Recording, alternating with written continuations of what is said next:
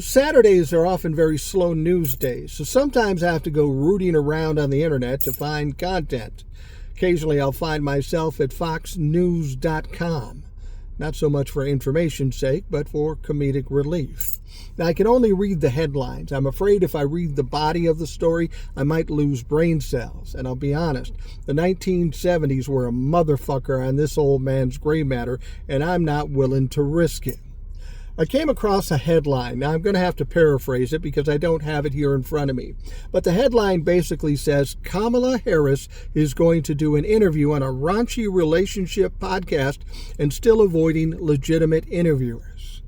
The name of the podcast is Call Her Daddy. Now, I've never listened to the podcast. I don't need to listen to relationship podcasts. I've been married 41 years.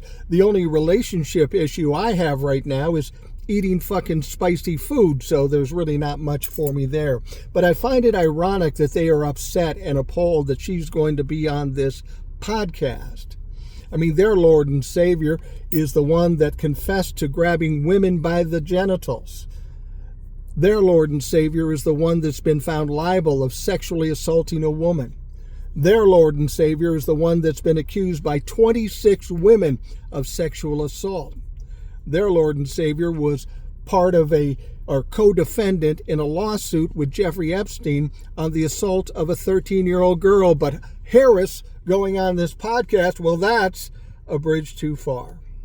And then they say she won't do any legitimate interviews. Fact is, she's done about 30, 40 interviews. She's done a lot of them. And maybe Donald Trump has done more, but I guarantee you more information was garnered from Kamala Harris's lesser amount of interviews than Donald Trump.